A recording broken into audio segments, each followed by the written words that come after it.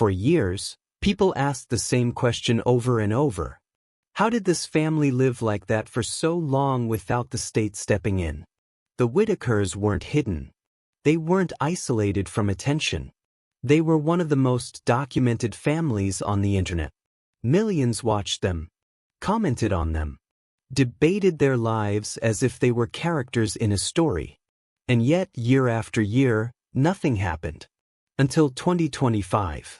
When Adult Protective Services finally stepped in and removed members of the Whitaker family, the reaction was immediate and explosive. Some people said it was long overdue. Others said it was an overreach. Many blamed the state. Many blamed outsiders. And almost everyone missed the most important part of the story. APS didn't act because the house suddenly became dirty. APS didn't act because someone finally noticed the conditions. APS acted because something changed. For a long time, the Whitakers existed in a kind of legal gray zone. Their living conditions were extreme, but they were known. They were monitored indirectly through documentaries, social media, and occasional local awareness. What the public often doesn't understand is that being poor, living differently, or even living in unsanitary conditions does not automatically trigger removal. APS doesn't intervene simply because something looks bad on camera. There has to be risk. Immediate risk. Documented risk. And in 2025, that risk reached a point where it could no longer be ignored. The first thing people misunderstand is timing. The Whitakers had been visible for years, but visibility is not the same as intervention. Adult Protective Services typically acts when new information comes in, not when old conditions remain unchanged. And in this case, new information came in rapidly, from multiple directions, over a short period of time. That matters. Before 2025, the Whitaker situation was static. The conditions were troubling, but familiar. The routines were unchanged. The family dynamics, as concerning as they appeared, were consistent. APS tends to move when there is escalation, not stagnation. In early 2025, escalation began. New people entered the picture. New money started flowing. New dynamics formed inside a household that was already fragile. When outside involvement increases, so does scrutiny. And with scrutiny comes documentation. This is where many people get uncomfortable because it challenges the idea that attention always helps. As more outsiders became involved in the Whitakers' lives, more details surfaced. Financial questions, behavioral concerns, conflicting stories, promises made that didn't align with outcomes. None of these things alone would necessarily trigger APS action. But together, they created a pattern. APS doesn't act on one complaint. They act on accumulation. By mid-2025, reports were no longer just about living conditions. They were about care, about supervision, about hygiene that crossed from neglect into medical risk, about individuals who could not advocate for themselves, about wounds, infections, and prolonged exposure to unsanitary environments. Those reports came from multiple sources, not just one person. That matters legally. When multiple independent reports describe similar concerns, APS is obligated to investigate. And once they investigate, they don't look at internet narratives. They look at checklists, risk assessments, medical vulnerability, capacity, guardianship status. One of the most critical turning points in this case was legal status. Several members of the Whitaker household were adults, but not all adults are considered capable under the law. APS evaluates whether a person can meet basic needs, understand medical risk, and protect themselves from harm.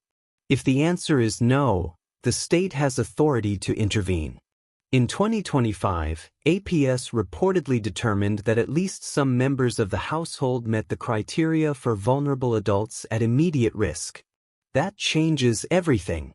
Another factor that cannot be ignored is documentation. For years, Much of what the public saw was filtered through edited content. In 2025, unfiltered information began reaching authorities. Medical observations, environmental assessments, timelines, patterns of neglect that could be corroborated. APS does not remove people lightly. Removal is a last resort. It creates legal responsibility for the state. It costs money. It invites scrutiny. If APS steps in, it's because they believe leaving someone in place poses greater risk than removal. That threshold was crossed. It's also important to understand that APS does not operate on emotion. They don't remove people to punish families. They don't remove people because the internet is angry. They remove people because legally, they believe harm is occurring or imminent. In this case, harm wasn't just theoretical anymore. There were concerns about prolonged exposure to fecal matter, concerns about untreated wounds, concerns about individuals being left without proper hygiene for extended periods, concerns about supervision and safety, and concerns about whether the household environment could realistically be stabilized quickly enough to prevent further harm. At that point, APS had two choices: leave vulnerable individuals in place and risk severe injury, infection, or death, or remove them temporarily while assessments and interventions could occur. They chose removal. This is where the narrative often turns emotional, and understandably so. Families being separated is traumatic. Even when intervention is necessary, it causes pain. But pain alone does not make an action unjustified. The key question isn't whether removal hurt. It did. The key question is whether leaving things as they were posed a greater danger. APS believed it did. Another misconception is that APS acted suddenly or secretly. In reality, removal typically follows warnings, evaluations, and attempts at remediation. Those steps are not always public. They often happen quietly through visits, conversations, and assessments that never make it online. By the time removal occurs, APS has usually concluded that voluntary compliance is unlikely or insufficient. In the Whitaker case, the speed of the final action led many to believe it was rushed. But from a legal standpoint, it was the culmination of mounting concerns, not a snap decision. There is also the uncomfortable truth that attention can accelerate intervention. When a household becomes the center of public fundraising, content creation, and competing narratives, authorities pay closer attention. Not because of fame, but because the potential for exploitation, mismanagement, and harm increases. Once money enters the picture, so does accountability. APS doesn't investigate fraud, but they do consider whether resources meant to improve care are actually doing so.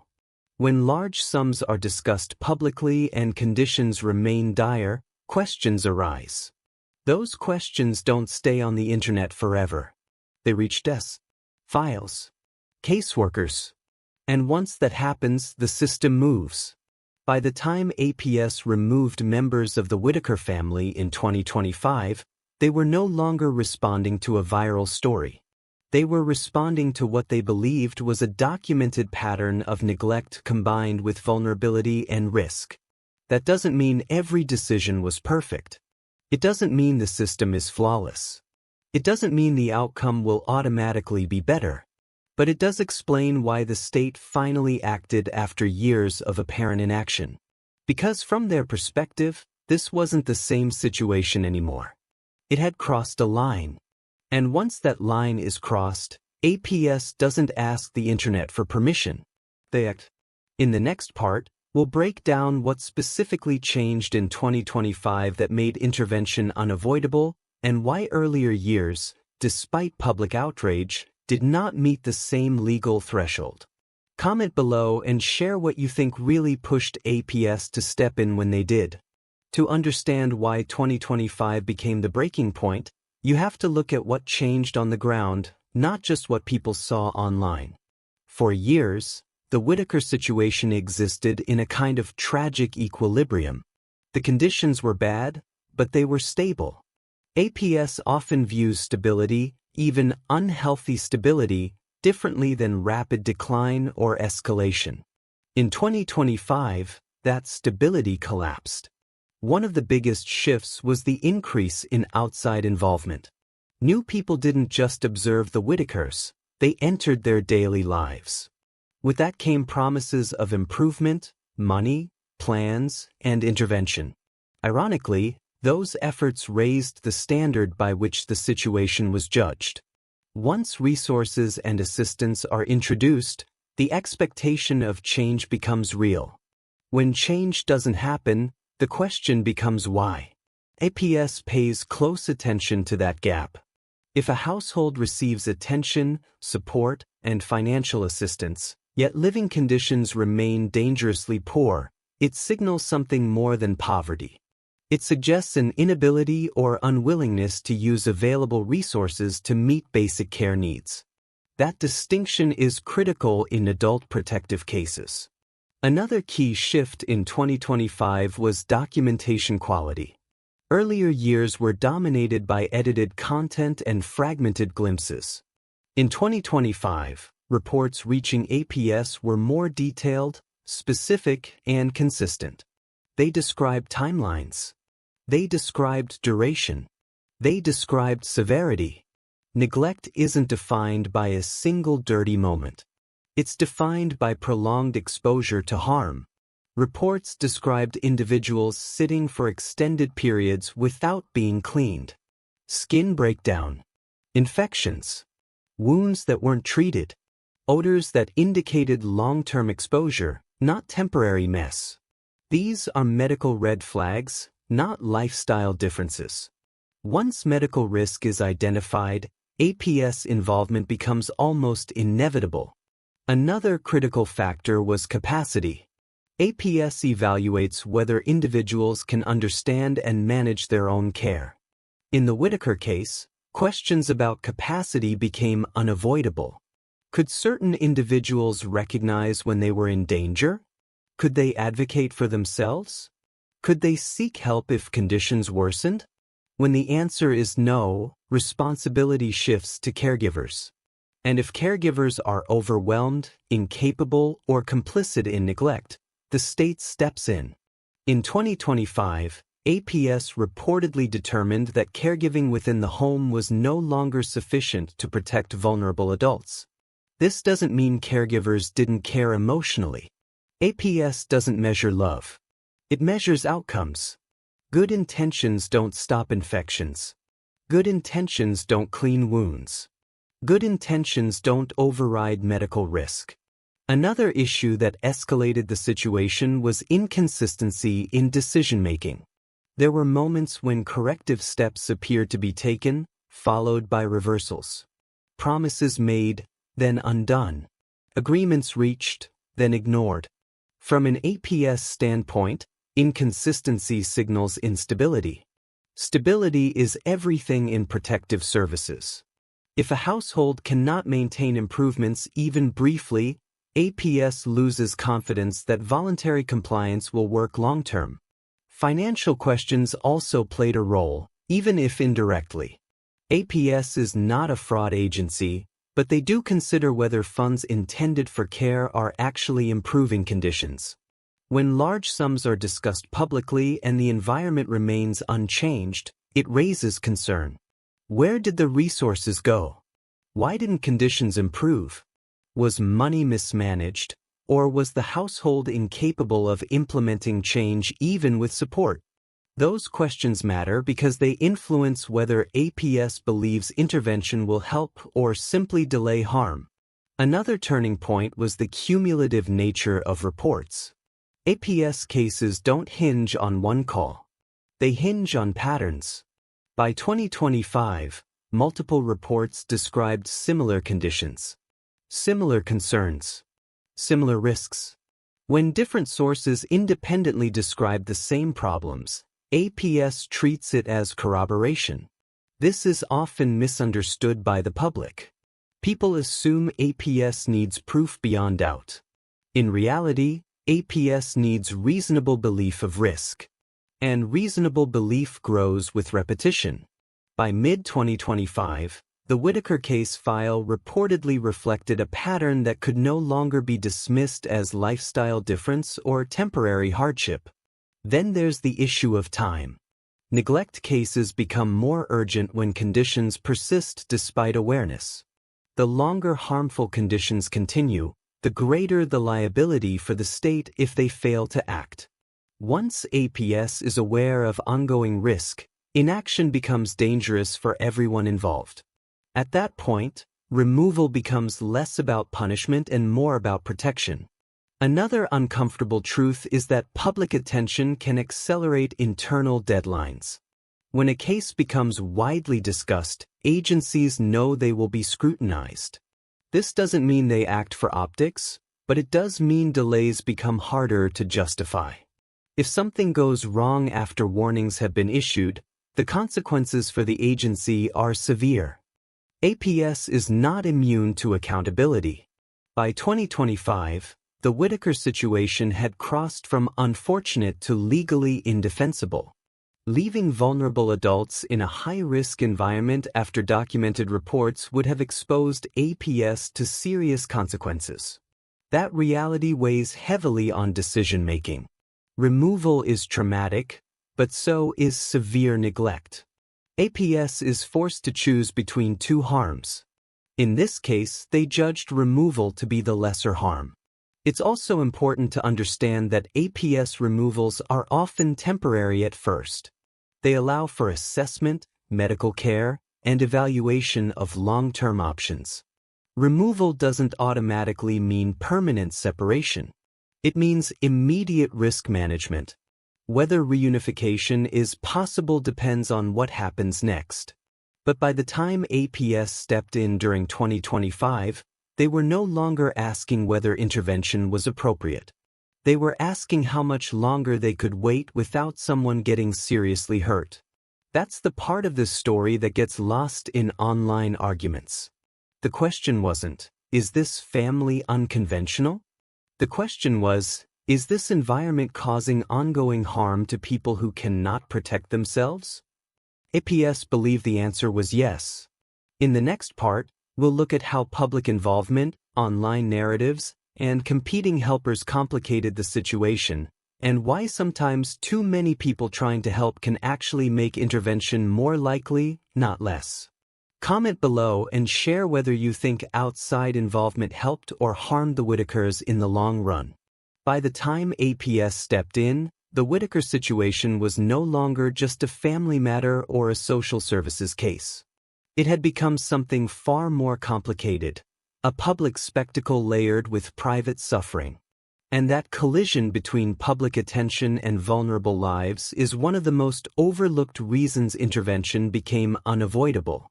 When a family becomes widely known online, every action inside the home begins to carry weight beyond the household. Every video, every live stream, every post becomes a data point. For APS, this creates a paradox. On one hand, public visibility can bring resources and advocacy. On the other, it can expose dysfunction faster and more clearly than any caseworker visit ever could. In 2025, the Whitakers were no longer invisible. They were one of the most documented families on the internet. That documentation didn't just show moments of kindness or connection. It showed patterns. And patterns are what protective services respond to. One of the most significant complications was the number of outside actors involved. Multiple individuals entered the picture claiming to help, support, manage, advocate, or protect the family. Each brought different intentions, different plans, and different narratives. From an APS perspective, this creates instability. Protective services rely on clear lines of responsibility. Who is responsible for care? Who manages resources? Who makes decisions? Who ensures safety? In the Whitaker case, those answers became blurred. When too many people step in without clear authority or accountability, the result isn't support, it's chaos. Promises are made but not followed through. Plans overlap or contradict each other. One helper undoes what another tried to establish. APS sees this not as collaboration, but as fragmentation. Fragmentation is dangerous in neglect cases. Another issue was performative care. Some help appeared to exist primarily in front of cameras. Moments of generosity, outings, gifts, and emotional support were documented and shared widely. But APS looks past presentation. They look for consistency. They ask hard questions. What happens when the camera is off? What happens overnight? What happens days later? What happens when no one is watching? In 2025, reports suggested that visible acts of help were not translating into sustained improvements in living conditions or care routines. That gap matters. Because from APS's standpoint, care that only exists intermittently doesn't reduce risk. In fact, it can increase it. Because it creates the illusion of safety. Outsiders may assume someone else is handling things. Family members may rely on promised help that never fully materializes. Meanwhile, vulnerable individuals remain exposed. Another major factor was conflicting narratives. Different people speaking on behalf of the family gave different explanations for the same issues. Some minimized concerns. Others escalated them. Some blamed poverty. Others blamed individuals. Some promised imminent solutions that never arrived. For APS, inconsistency undermines credibility. If no one can agree on what the problem is, how can it be fixed? This confusion often leads APS to conclude that voluntary solutions have failed. And when voluntary solutions fail repeatedly, the state intervenes. The online environment made this worse. Social media thrives on extremes. One side framed the Whitakers as victims of systemic neglect and judgment. Another framed them as incapable or dangerous. Neither extreme helped. APS does not operate on sympathy or outrage. It operates on risk assessment. When a case becomes emotionally charged online, reports tend to increase. People who might have stayed silent feel compelled to call. Some reports may be exaggerated. Others may be accurate. APS doesn't assume truth or falsehood immediately. They look for overlap. By 2025, overlapping concerns had reached a threshold that could not be ignored. Another element was the erosion of trust within the household. When outside helpers become deeply involved, family dynamics change. Authority shifts. Long-standing routines are disrupted. Sometimes this leads to improvement. Other times, it leads to confusion and conflict. Reports suggested that internal decision-making within the Whitaker home became increasingly strained. Agreements were made under pressure. Boundaries were unclear. Some individuals resisted changes. Others didn't understand them fully. APS evaluates whether caregivers can reliably follow through on care plans. Inconsistency, resistance, or confusion can all lead to the same conclusion. The current setup cannot ensure safety. Then there's the issue of time pressure. Once APS identifies a pattern of harm, they are obligated to act within a reasonable timeframe. Delay after recognition becomes liability. In 2025, the case had reached a point where continued observation without intervention would have been indefensible if harm occurred. This is something many people don't want to accept. APS doesn't wait for catastrophe. They intervene to prevent it. And prevention often looks harsh from the outside because it happens before the worst-case scenario plays out. Another uncomfortable reality is that public helpers sometimes unintentionally provide APS with more evidence. Videos meant to show improvement can also reveal neglect. Statements meant to defend can inadvertently admit problems. Live discussions can expose contradictions. In the Whitaker case, the volume of content created a detailed record of daily life. That record likely made it easier for APS to assess risk accurately. Ironically, the very attention meant to protect the family may have accelerated intervention. This doesn't mean intervention was wrong. It means the situation had reached a point where it could no longer be managed informally. Too many eyes. Too many promises. Too many unresolved risks. By the time removal occurred, APS was not reacting to a single event. They were responding to a convergence of factors. Prolonged neglect indicators. Medical risk. Questions of capacity. Inconsistent caregiving. Failed voluntary interventions. Financial ambiguity. Public documentation. Escalating reports. Any one of these alone might not have triggered removal. Together, they made intervention inevitable. The hardest truth is this: APS stepping in wasn't a sudden betrayal of the family. It was the result of a slow collapse of safeguards. When families function quietly, they can sometimes survive in fragile balance for years. When that balance is disrupted by attention, money, conflict, and scrutiny, the underlying weaknesses are exposed. That's what happened here. In the final part, we'll look at what happens after APS intervention, what options remain for the family, and why the aftermath is often more complicated and more painful than the removal itself. Comment below and share your thoughts. Did public attention ultimately protect the Whitakers, or did it push a fragile situation past the point of no return?